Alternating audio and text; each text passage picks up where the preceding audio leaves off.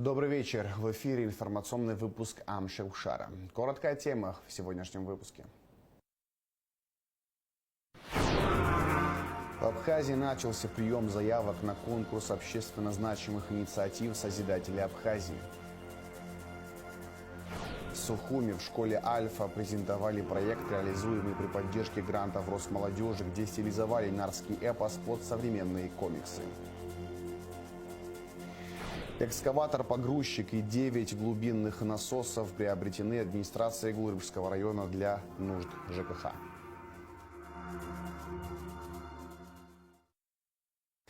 $1 миллиард рублей будет выделен на обустройство дорожной инфраструктуры Абхазии в рамках инвестпрограммы. Президент Бадра Гунба и первый заместитель руководителя администрации президента России Сергей Кириенко обсудили приоритетные участки ремонта и взаимодействия с дорожными структурами.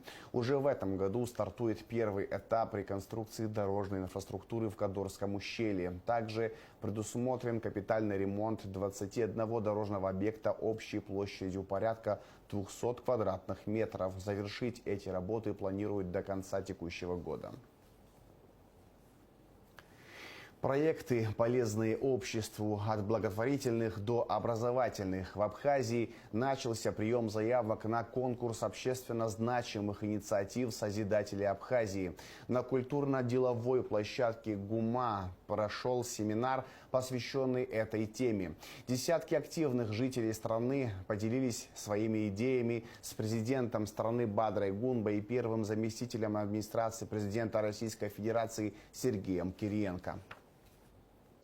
На культурно-деловой площадке ГУМА собрались десятки людей. Всех их объединяют творческие идеи, которые уже сегодня можно смело воплощать в жизнь. Поможет в этом Российский фонд президентских грантов, при поддержке которого в республике уже реализован не один проект. Например, ежегодный фестиваль оперной дивы Хиблы Гердзмава и сохранение исторической памяти. Вы помните, что у нас сейчас юбилей Великой Победы.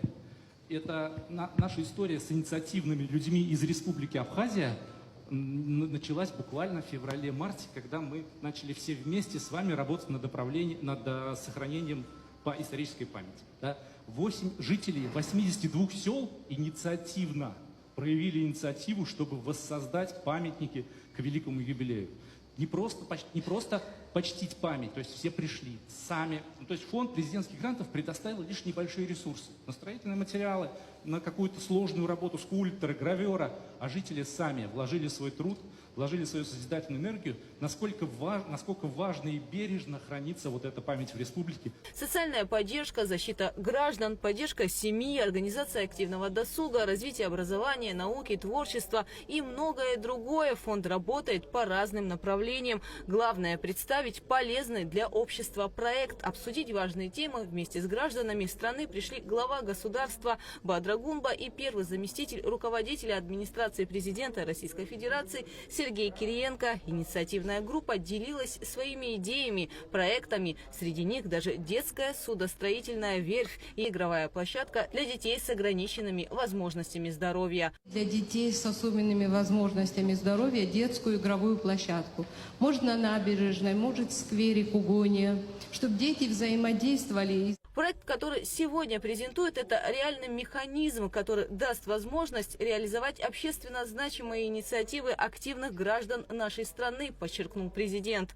Поэтому прошу вас особо обратить внимание, у нас общественные деятели, люди инициативные с активной гражданской позицией, знают то, что они реализуют, то, к чему должны идти. Я уверен, что при таких возможностях мы сможем реализовать очень добрые, хорошие дела. Общая сумма грантов для жителей Абхазии составляет 115 миллионов рублей. Подать заявки могут любые абхазские некоммерческие организации, кроме политических объединений, а также сотрудники государственных и местных учреждений, активные и неравнодушные жители. Участие в конкурсе фонда президентских грантов дает НКО возможность стать равноправными партнерами органов власти и бизнеса, отметил первый заместитель руководителя администрации президента Российской Федерации Сергей Кириенко. Инструменты поддержки президентских фондов в России – это не замена работы органов власти. Ну, то есть никакими фондами все лифты в стране отремонтировать нельзя. Ну, это вообще ответственность муниципальной и федеральной власти. Да? Но для чего это сделано было президентом? У нас это работает давно. Фонд президентских грантов создан в 2016 году. Первоначально там был 1 миллиард рублей. Сегодня только фонд президентских грантов – это уже 13 миллиардов рублей, которые распределяются каждый год. Да? А в чем цель? И в чем цель вот этого проекта? Потому что это была одна из инициатив Бадра Зурабовича. Тема обсуждалась на встрече Бадра Зурабовича с президентом России Владимиром Владимировичем Путиным, и соответствующие поручения были даны. Это возможность общественным некоммерческим организациям стать равноправными партнерами с органами власти и с бизнесом. Заявку на участие в проекте «Созидатели Абхазии» при поддержке Российского фонда президентских грантов можно подавать уже сегодня. Вся информация опубликована на сайте abkhazia.granty.rf. Гугу Савардания, Алексея Гухава, Абхазское телевидение. Бадра Гунба и Сергей Кириенко ознакомились с инфраструктурой нового туристического комплекса «Гаруда Глэмпинг Абхазия» в селе Дзыкута. В состав «Гаруда Глэмпинг» входят 50 тент-домиков и 20 коттеджей, оснащенных всей необходимой инфраструктурой. Комплекс предлагает питание по системе «Все включено», спа-зону с банными ритуалами и программами оздоровления, а также спортивные и детские зоны. Мы придаем особое значение развитию внутреннего экологического туризма. Такие проекты создают комфортные условия для отдыха, открывают новые возможности для досуга и делают Абхазию более привлекательной для гостей, отметил президент Бадра Гунба. По мнению Сергея Кириенко, необходимо активно развивать подобный вид туристического отдыха, расширяя географию на всю страну, в том числе сельскохозяйственный туризм. Президент Абхазии Бадра Гунба, вице-президент Беслан Бигвава и первый заместитель руководителя администрации президента России Сергей Кириенко посетили село Псху Сухумского района. Сразу же по прибытии руководители Абхазии и Сергей Кириенко возложили цветы к памятнику павшим защитникам Кавказа. Монумент был отреставрирован при поддержке России в честь 80-летия победы в Великой Отечественной войне. Бадра Гунба, Беслан Бигвава и Сергей Кириенко осмотрели социальные объекты инфраструктуры, пообщались с местными жителями. Глава государства отметил, что все вопросы, которые были подняты в ходе его посещения села 13 июля, решаются. Это касается и авиасообщения, ремонта ГЭС, благоустройства детской площадки и других вопросов. Даны поручения с 1 сентября. У нас будут 2 летательных аппарата, которые будут доставлять людей сюда, на Псху. Я думаю, что это дополнительная возможность поможет и облегчит ситуацию на селе. Мы о вас всегда помним и благодарим, что вы сохраняете свой быт, сохраняете село, очаг. Для нас очень важно, что остаются здесь люди, которые помнят свои традиции, сохраняют обычаи. Огромное спасибо за такое бережное отношение к памяти воинов, которые когда-то освобождали Кавказ. Вот мы возложили цветы к мемориалу. Знаем, что прошел капитальный ремонт мемориала, и сейчас он действительно выглядит достойно, как того заслуживают герои, которые когда-то защищали, освобождали эту землю. И храм у вас замечательный. Около 10 тысяч человек, местных жителей и туристов, собрали на улицах Сухума народные гуляния, которые прошли 6 августа.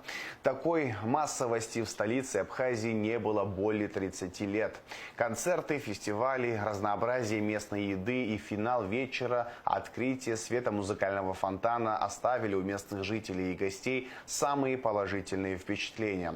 Праздник посетили президент Абхазии Бадра Гунба и первый заместитель руководителя администрации президента России Сергей Кириенко. К 18:30 в порту Сухума торжественно встретили теплоход «Комета». Судно «Космонавт» Павел Попович доставило 30 человек прямиком из Сочи. Это ознаменовало возвращение прямого морского сообщения между российским курортом и Сухумом. В парке имени Ивы Когоня в Сухуме был развернут фестиваль национальной кухни, представивший лучшие гастрономические и культурные традиции Абхазии. Его посетили более 5000 человек. Все районы Абхазии и сам город Сухум представили сезонные фрукты, напитки, блюда и продукцию местных производителей. На мероприятие некоторые делегации прибыли со своими вокальными и танцевальными коллективами, что сделало фестиваль еще многообразнее и эффектнее для гостей. В этот же вечер в парке имени Когония торжественно открылась сцена для масштабных музыкальных, танцевальных и театральных мероприятий. В честь открытия состоялся праздничный концерт, который открыла народная артистка Абхазии и России Хибла Гирзмава. Музыка и песни в великолепном исполнении певицы дополнили общую праздничную атмосферу вечера. Серию мероприятий завершило торжественное открытие светомузыкального фонтана, расположенного возле морского вокзала. Данный фонтан стал подарком городу от арт-кластера «Таврида». В церемонии запуска фонтана приняли участие Бадра Гунба и Сергей Кириенко. Также была установлена архитектурная подсветка на фасаде здания морвокзала. Очимчирский район стал победителем конкурса «Лучшее застолье» на фестивале национальной кухни в Сухуме. Свои лучшие блюда представили все районы республики и город Сухум. Но гости фестиваля отдали больше голосов Очимчирскому району. Голосовать можно было онлайн, пройдя по QR-коду. Второе место занял Гулрыбский район, третье – Гудаутский. Вопросы сотрудничества в торгово-экономической и финансовой сферах обсудили в рамках онлайн-конференции министр иностранных дел Абхазии Олег Барцыц и министр иностранных дел Республики Никарагуа Вальдрак Дженски. В видеоконференции также приняли участие советник президента Никарагуа по продвижению инвестиций, торговли и международного сотрудничества Лауриано Артега Мурильо и представители деловых и банковских кругов Никарагуа. В частности, стороны говорили о механизмах, способствующих развитию торгово-финансовых отношений.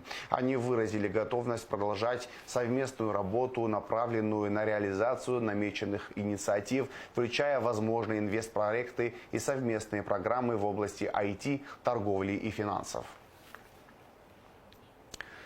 Развитие туризма, реабилитация участников СВО, поддержка НКО и решение проблем миграции обсуждались на встрече членов Общественной палаты России с абхазскими коллегами в четверг, 7 августа.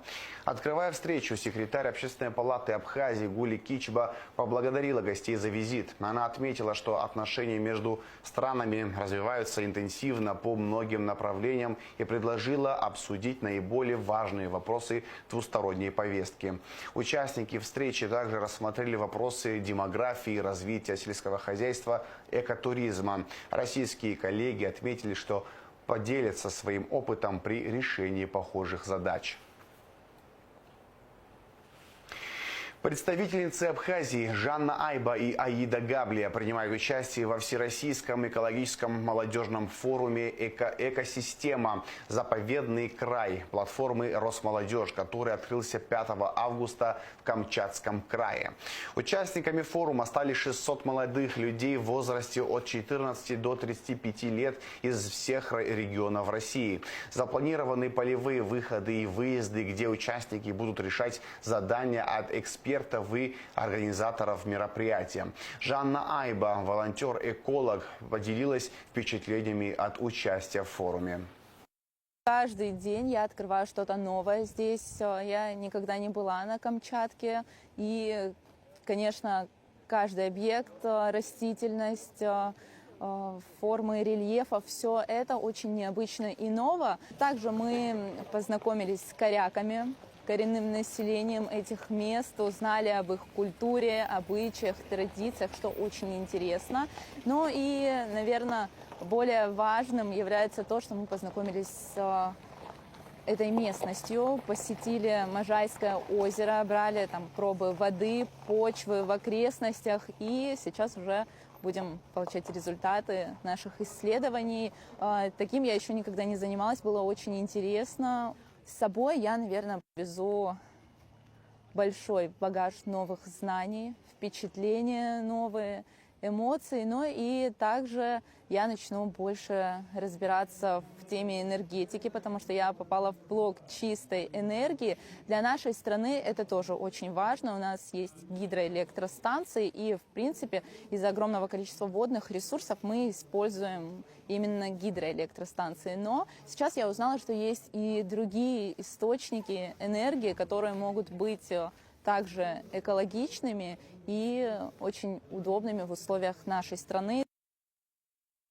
Еще один проект под названием «Потомок нартов», реализуемый при поддержке грантов Росмолодежи, презентовали в Сухуми.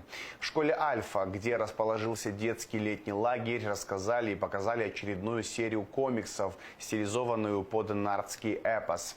В Абхазии брошюры с комиксами предоставляются детям школьного возраста бесплатно. Гунда Шоу расскажет детали. Цель проекта – популяризация нартского эпоса среди молодого поколения, привитие интереса к истории и культуре народов Кавказа. Комиксы, созданные профессиональными художниками и сценаристами, адаптируют древние сказания под современного читателя, делая их более доступными и увлекательными. Нартский эпос, он по всему Северному Кавказу, в Республике Абхазия, принадлежит каждому народу. И часто наши народы спорят, кто же придумал нартский эпос, откуда же он пошел. И он служит таким разделением зачастую, когда люди спорят. И всегда была идея как-то изменить отношение к этому, чтобы нартский эпос был объединяющим фактором, а не разделяющим. Представители проекта подчеркнули, что «Потомок нартов» не является пересказом или переложением каких-то сказаний из нартского эпоса. Это отдельная, полностью продуманная авторами история, главная цель которой – привлечь внимание подрастающего поколения к оригиналу и эпосу. Было придумано создать какую-то новую вселенную. То есть мы перед собой ставили такие вопросы. Почему же для наших детей Человек-паук популярнее, чем наши герои, условно Абраскил? И отвечая на этот вопрос, мы как бы задумались, почему в мире так. Допустим, Зевс – это мифический герой греческий. Почему они интереснее наших? Хотя наши ничем не хуже. Наши пропитаны нашей культурой, нашей идеологией. Комиксы – это уникальный формат, сочетающий в себе визуальное повествование и текст, что и делает их привлекательными для детей. Любовь к комиксам объясняется несколькими факторами, начиная от их визуальной привлекательности до возможности погрузиться в захватывающие истории. Дети поделились впечатлениями, просмотрев долгожданные комиксы. Особый интерес вызвали яркие иллюстрации, выполненные в современном стиле, но с сохранением элементов традиционной нартской культуры. Мне очень он понравился, я очень рада, что мы его получили, очень близок к нам, духом, прям очень классно. У Нарта было 99 братьев, еще он был сильным героем, он был смелым. Мне очень интересно было, спасибо за подарки такие вот, обязательно почитаю. И там, я там чуть половину дочитала, и там все интересно, очень как-то необычно. И мне очень понравилось. Успех проекта «Потомок нартов» демонстрирует эффектность использования современных форматов для сохранения и продвижения культурного наследия. Комиксы оказались действенным инструментом привлечения внимания молодого поколения к истории и культуре народов Кавказа, способствуя формированию у детей чувства гордости за свои корни и уважения к традициям предков. Гунда Шоу, Раму Камки, Абхазское телевидение. Очимчирская районная конференция партии «Единая Абхазия» определила руководителей и делегатов на предстоящий съезд. Единогласно руководителем районного отделения избран Вахтанг Кварацхелия. Также единогласно утверждена квота в 100 делегатов, которые будут представлять Очимчиру на предстоящем общепартийном съезде. С программной речью перед участниками конференции выступил исполняющий обязанности председателя «Единой Абхазии» Алхаз Барзани.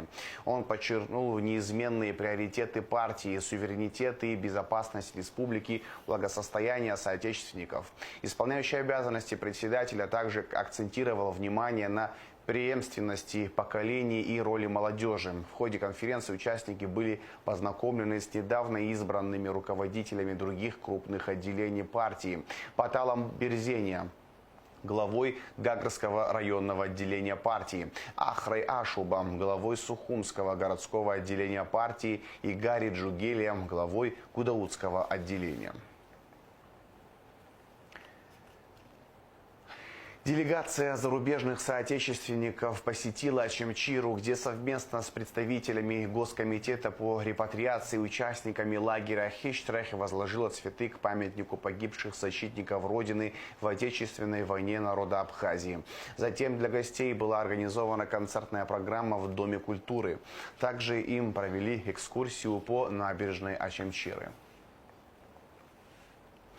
Экскаватор-погрузчик и 9 глубинных насосов приобретены администрацией Гулрыбского района для нужд ЖКХ. Благоустройство и комфорт жителей района – одна из приоритетных задач, и новая техника приобретена с целью решения конкретных вопросов. Айлита Арутюнян узнавала подробности. Гулрыбский район сельскохозяйственный, расположенный в восточной части республики. По своей территории он уступает лишь Ачамчирскому. Благоустройство и комфорт жителей района – одна из приоритетных задач, и новая техника приобретена с целью решения конкретных вопросов. У нас появилась острая нехватка в покупке второго экскаватора, потому что, когда мы оказываем помощь, другие работы мы не успевали делать. И для этого мы написали письмо на имя главы Гулрыбского района Харазия Саида Геннадьевича о том, что просим вас приобрести один экскаватор, что, безусловно, он сразу отправил нам средства для того, чтобы мы смогли приобрести второй.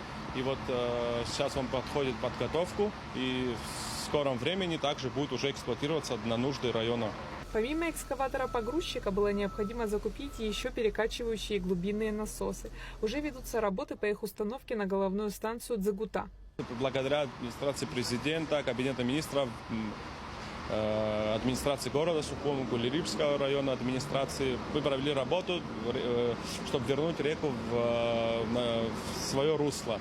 И у нас это получилось. Но за этот период почва, где установлены насосные станции, она подсохла.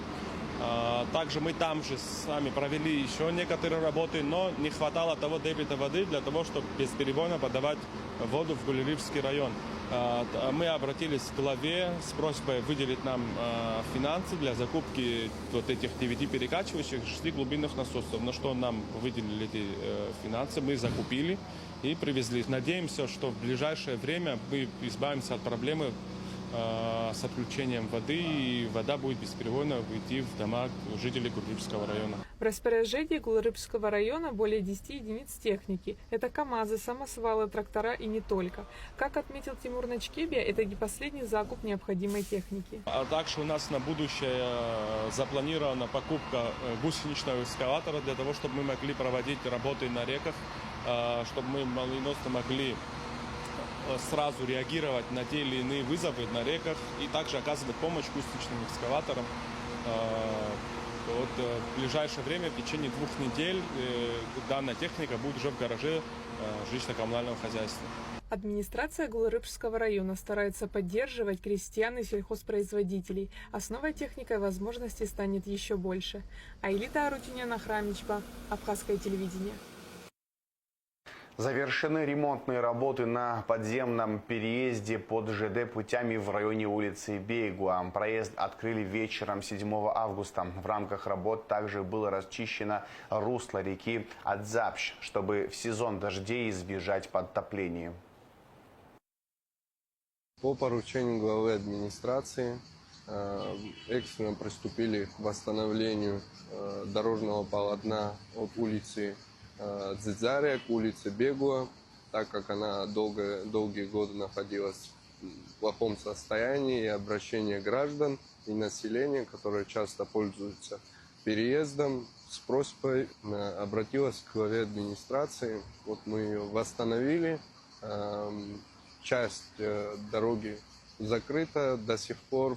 Также в рамках восстановления мы очистили реку Адзапщ, дабы в будущем не топило нашу дорогу и наших граждан. Сегодня вечером, 7 августа, планируется открыть уже дорогу и могут пользоваться наши граждане. Охотничий сезон в Абхазии откроется 16 августа и завершится 31 марта следующего года. Запрещено охотиться на все виды краснокнижных зверей и птиц, а также на особо охраняемых территориях. Также нельзя использовать запрещенные методы. Для проведения законной охоты необходимо пройти регистрацию охотничьего оружия в МВД, иметь при себе охотничий билет и квитанцию об уплате госпошлины. А сейчас расскажем о погоде.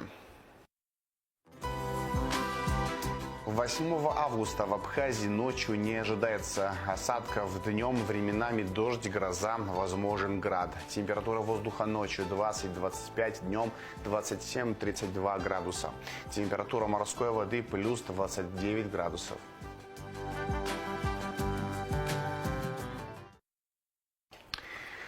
На этом информационный выпуск Амшевшара подошел к концу. Всего хорошего. До свидания.